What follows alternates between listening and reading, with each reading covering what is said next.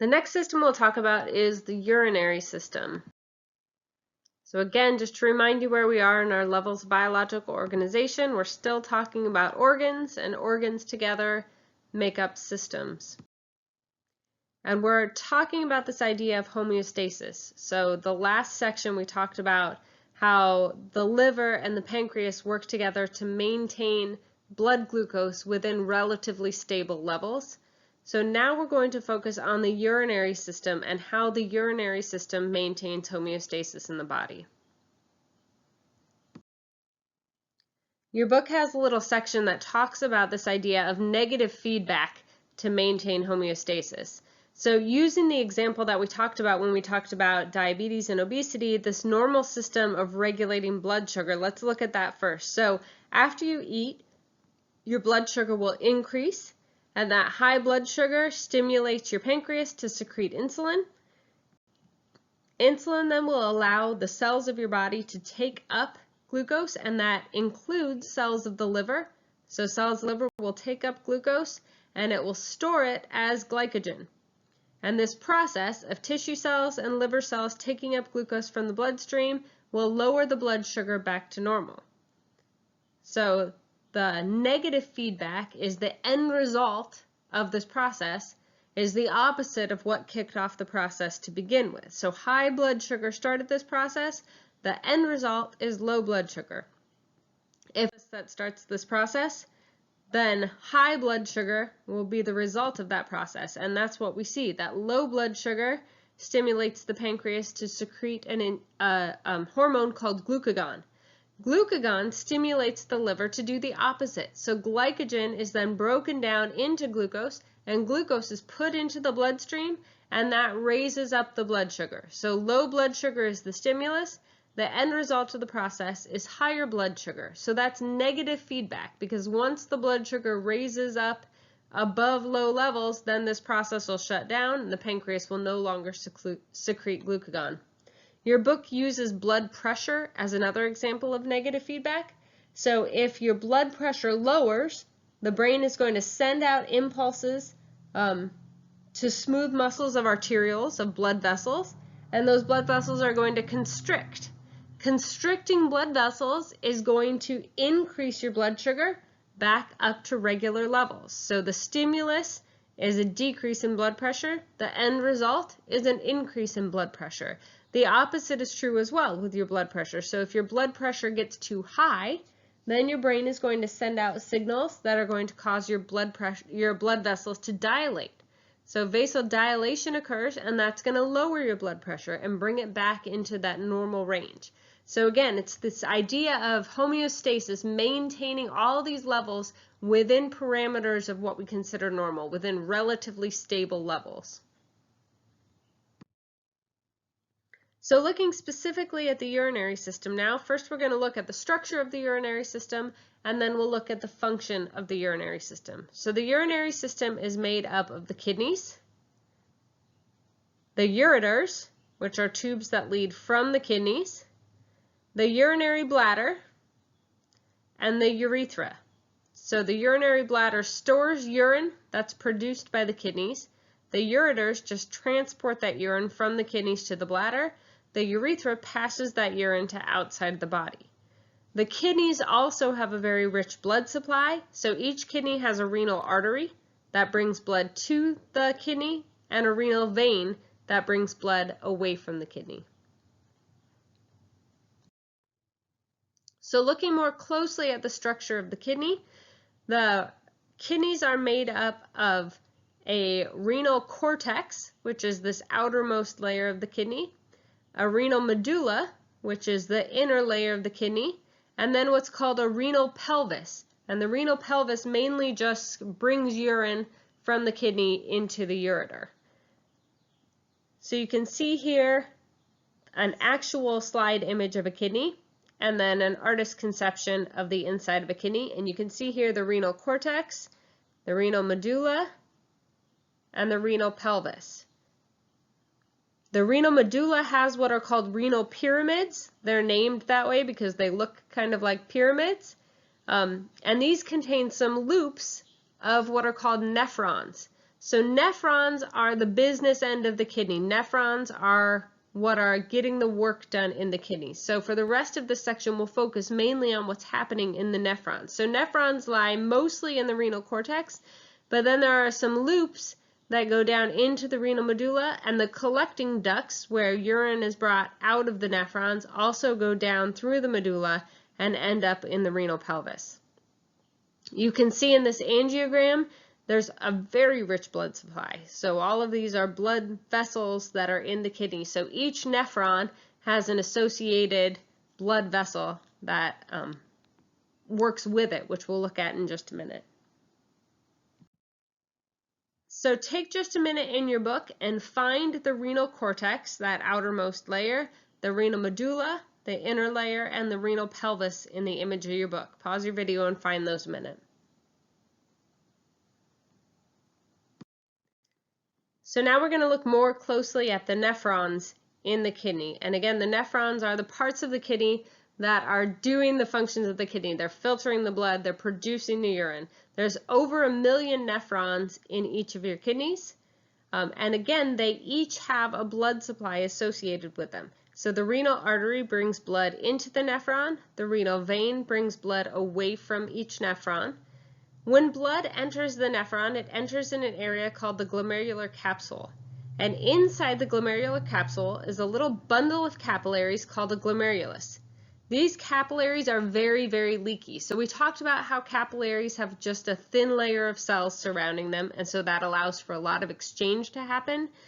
But the glomerular capillaries are exceptionally leaky, so that allows things like water, urea, glucose, amino acids, salts, uric acid, all of that to come out of the blood and enter into the nephron. Things like red blood cells and proteins are too big to come out of the capillaries, so those by and large stay in the blood supply, and all of these things exit the blood and enter into the nephron.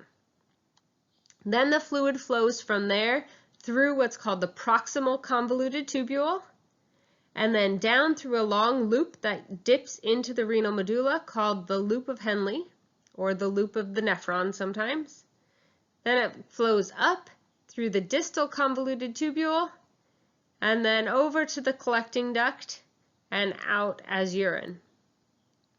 So glomerular filtration is the process by which this fluid and water and urea and glucose and amino acids and all of that leaves the bloodstream. In the proximal tubule and the loop of the nephron and the distal tubule, a lot of tubular reabsorption happens. So lots of things are reabsorbed back into the bloodstream from the nephron at that point. Sometimes tubular secretion happens. Secretion is when things are added back into the nephron from the bloodstream, even more than what was filtered out in the first place.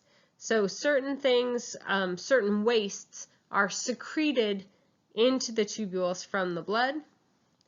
And then excretion happens when those things leave the body as urine. So studying the image in your book, locate all of these parts of the nephron. Go ahead and pause your video and do that a minute. So that's on page 104 if you're using the top numbers in your book.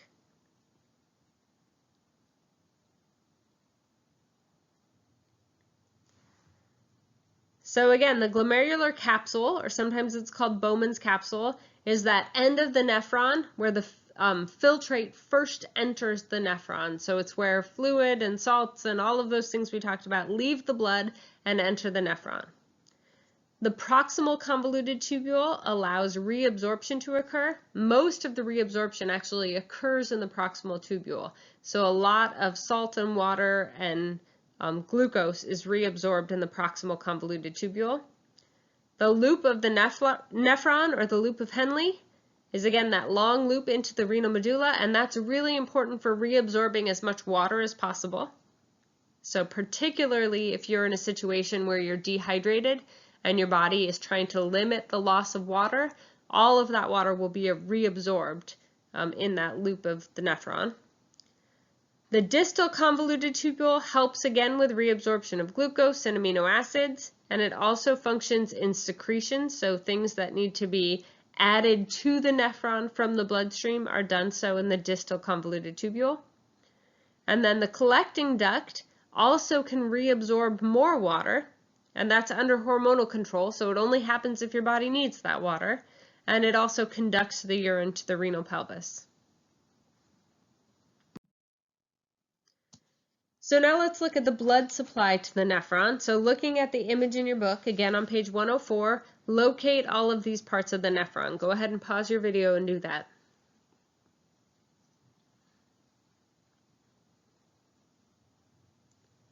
So again, the afferent arteriole is what's leading from the renal artery into the nephron. So it's a little vessel that conducts blood into the nephron from the renal artery.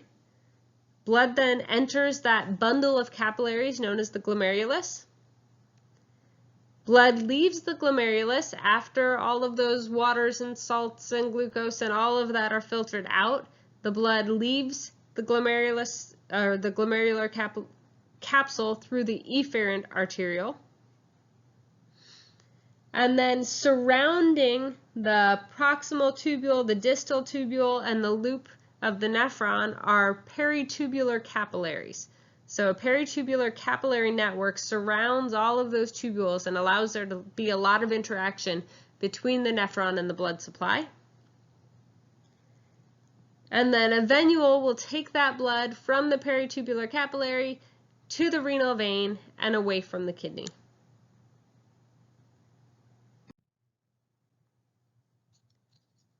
So now let's talk about nephron function in a little bit more detail. So again, the first step is the blood enters the glomerulus and materials are filtered out of the blood. So the blood entering the glomerulus, you'll see on 105 down at the bottom, number 1, it says blood entering the glomerulus contains blood cells, proteins, glucose, amino acids, salts, urea, and water. Again, remember the urea comes from the liver, which is breaking down amino acids to produce urea. Your kidneys are now taking that urea and getting rid of it for your body since it's a metabolic waste. So all of those things are normally in our blood. So the blood that enters the glomerulus contains all of those things. Blood cells and proteins are too large to pass through those capillary walls, so they stay in the blood supply while all of the other things are going to enter the filtrate. Number 2 there, it says blood pressure causes small molecules of glucose, amino acids, salts, urea, and water to exit the blood and enter the glomerular capsule. The fluid in the glomerular capsule is called the filtrate. So let's watch a short video on urine formation, a short tutorial, and then you can finish filling out number 3 on page 105.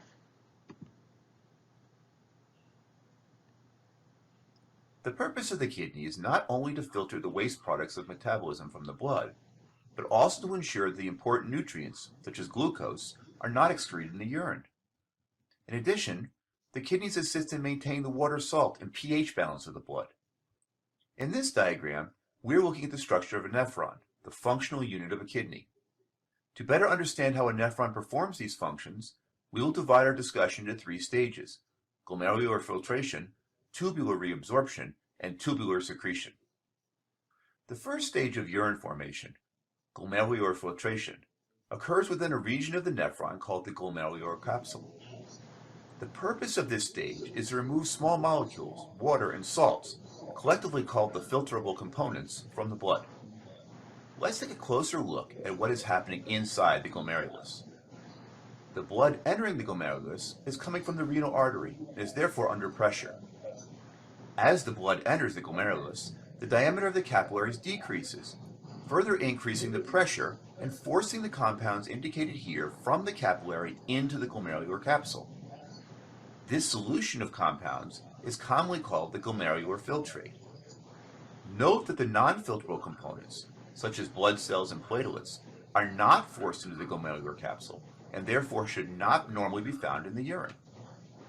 It is during the next stage, called tubular reabsorption, that the body distinguishes between the important nutrients and the waste products that are destined for excretion. Tubular reabsorption occurs in the proximal and distal convoluted tubules. As the glomerular filtrate proceeds through the proximal convoluted tubule, sodium ions are actively reabsorbed, and chlorine ions follow. As the sodium and chloride move back into the nearby capillary, water follows by osmosis. As the filtrate enters the distal convoluted tubule, carrier proteins in the wall of the tubule actively transport glucose and some amino acids back into the capillary. Normally, these carrier proteins are very efficient, so glucose should not be detected in the urine. However, in the case of diabetes, these proteins cannot handle the large amount of glucose in the filtrate, and some is excreted in the urine. The final stage of urine formation is called tubular secretion. Tubular secretion is where the body rids itself of chemicals and ions that are no longer needed. For example, drugs such as penicillin are actively removed from the blood. It is here that excess hydrogen and potassium ions may also be removed. The loss of hydrogen ions raises the pH of the blood, is an example of how the nephron assists in pH homeostasis. These compounds are removed by active transport into the collecting duct, which connects to the ureter. The ureter moves the urine to the urinary bladder. A number of factors, including hypertension, diabetes, diet, and medications, can influence the operation of the nephron. However, when healthy, an adult kidney can filter around 180 liters of blood per day.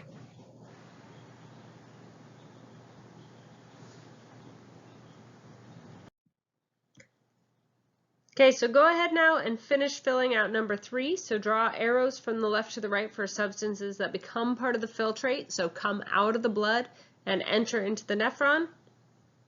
And then number 4, you can go to table 11.2 and complete the second and third columns of that table. So pause your video and complete those things a minute.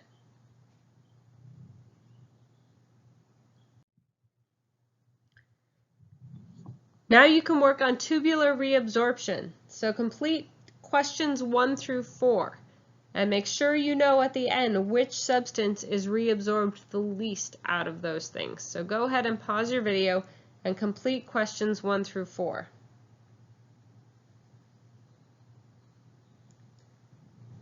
So you can see here that the kidneys are playing a major role in maintaining the homeostasis of blood volume. So kidneys can reabsorb water into the bloodstream as necessary, or get rid of water as necessary to maintain blood volume.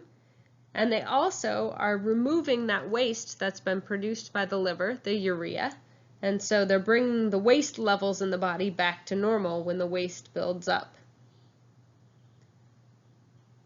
The kidneys are also playing an important role in making sure that glucose, which our body needs for energy, is completely reabsorbed. So our bodies are set up and our kidneys are set up to make sure that we can make the best of all of the energy that we took in. So if we ate a meal and all that glucose went into our bloodstream, but then it got filtered out of our blood and left our body in urine before our cells could use it, it'd be very wasteful. So our kidneys grab back most of, if not all of that glucose, reabsorb it so it doesn't end up leaving the body in the urine. So urea, of course, is the substance that's reabsorbed the least, and that's because it's a waste that needs to be gotten rid of. Tubular secretion, again, is when substances are transported from the blood into the tubule, and usually it's the distal convoluted tubule, so later in the process, for excretion or leaving the body. So go ahead and answer the few questions, just that one blank there under tubular secretion. So how does the excretion of hydrogen ions raise the pH of the blood and contribute to homeostasis?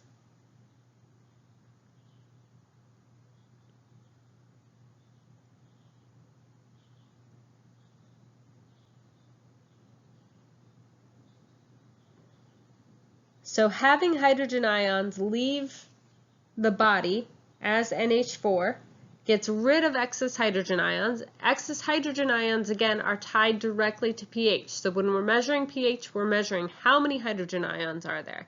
So if there's more hydrogen ions, it's going to make the blood more acidic and drive the pH of the blood down. pH is one of those things that our bodies control very tightly, and so if the pH is starting to go down and get more acidic, your body's going to get rid of excess hydrogen as much as possible in order to bring the pH back up within normal levels.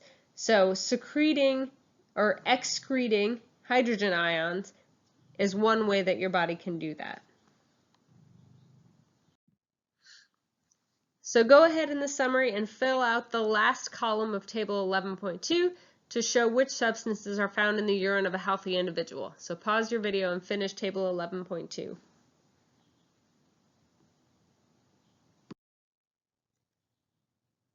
So looking at reabsorption, again, most of the water that we take in that gets filtered out is reabsorbed. So about 99% of the water is reabsorbed. Most of the sodium that's filtered out is actually reabsorbed as well. Virtually 100% of the glucose that's filtered out of the blood is reabsorbed back into the blood. But again, only about 44% of urea is reabsorbed, and that's not even active reabsorption. That's because urea is just really good at passing through cell membranes. So some of it ends up getting reabsorbed, but a lot of it ends up leaving the body in urine. So some diseases and disorders of the urinary system that can occur, there can be infections at any point along the urinary system. So many people have heard of or had a urinary tract infection, but depending on where it is, it can be classified differently. So pyelonephritis is a bacterial infection of the kidney. That's probably the worst urinary tract infection because the infection has actually made it up and caused inflammation in the kidney itself. Urethritis is infection of the urethra. Cystitis is infection of the urinary bladder. And then kidney stones can be caused, especially if people get too dehydrated and the concentration of solutes and salts in their urine gets too high. That can start coming out of solution and actually form small crystals. And so small crystals that are forming are what we call kidney stones. And then kidney failure, or uremia, is elevated urea in the blood because the kidneys are no longer able to get rid of that urea. So often, if people have kidney failure, they need to undergo something called renal dialysis, which is where they get hooked up to a machine that essentially does the work of the kidney. So it filters out those waste products that are harmful to our bodies while returning most substances back to the blood. And then if that is no longer working, a kidney transplant is needed. You can function with just one kidney. So kidneys are one of the most commonly transplanted organs because people can donate a kidney while they're still living in order to give somebody one functional kidney. So we're going to look at a urinalysis. A urinalysis is something that tests for lots of different things in the urine. Many disorders can be diagnosed by urinalysis. So read through the experimental procedure urinalysis and then predict what results you would expect for somebody with a urinary tract infection, and predict what results you would expect for somebody with diabetes. So I'm going to do a urinalysis test, and I will post slides to PowerPoint, so you can pause your video and go to PowerPoint and find the results slides to look at specimens 1 through 3 and try to diagnose them as normal or abnormal in some way. So pause your video and go diagnose your patients. So again, this is just showing lots of things that urinalysis can test for. So white blood cells in the urine, that shouldn't happen because blood cells usually can't pass out into the urine. Blood is the same idea, that's testing for red blood cells. Nitrite, urobilinogen, those are just things that shouldn't be in the urine typically. Or low levels typically. Proteins, again, we talked about proteins not being able to pass through those capillary barriers, so there shouldn't be proteins in the urine. The pH can be lower than normal or higher than normal, and so it helps to know what the pH is of the urine. And down here, the glucose level, So normally there would be no glucose in the urine, but sometimes there can be some glucose, and so it also tests for glucose levels. So with somebody with diabetes, often the urine has high levels of glucose because their body can't absorb back all of the glucose. The levels are just too high. And so some of that glucose gets past our mechanisms for reabsorbing it and ends up leaving the body as urine.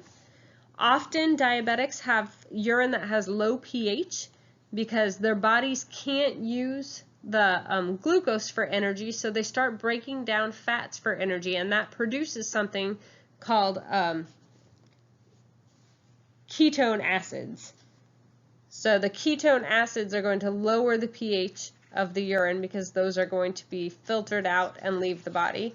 And then sometimes there's actually proteins in the urine of diabetics if there has been damage to the capillaries. So sometimes those high levels of glucose circulating in the bloodstream actually damage capillaries in many parts of the body. The kidney is just one of those parts. And if the capillaries get damaged, then things like red blood cells and urine and proteins sometimes can actually get into the urine. Somebody with a urinary tract infection, often in the urine you'll find white blood cells and red blood cells. So this is partly due to the increase in white blood cells in the area when there's an infection because your body will try to fight the infection, and partly due to the damage that's done in those areas by the infection. So it can cause extra leaky capillaries, and those blood cells end up being able to leave the bloodstream and enter into the nephron, and sometimes proteins are present for the same reason. So once the urine is made, it travels down the ureters into the urinary bladder, and then a process called micturition happens, which is what we call urination. Micturition is actually a reflex. So it happens in a reflexive way. When your bladder gets full, the reflex happens and you empty your bladder, but we can learn to control this. So when kids are getting potty trained, that's what they're doing, is they're learning to control this reflex with higher brain functions. But there are stretch sensors in the urinary bladder walls. So once those walls start to stretch, it sends a signal, and a couple different things happen. So the urinary bladder walls are going to flex, and that's going to cause that micturition reflex. And then there's an external sphincter. So we talked about a sphincter being a muscle that controls the flow of something. So the external sphincter is going to have to relax in order to allow that urine to pass through.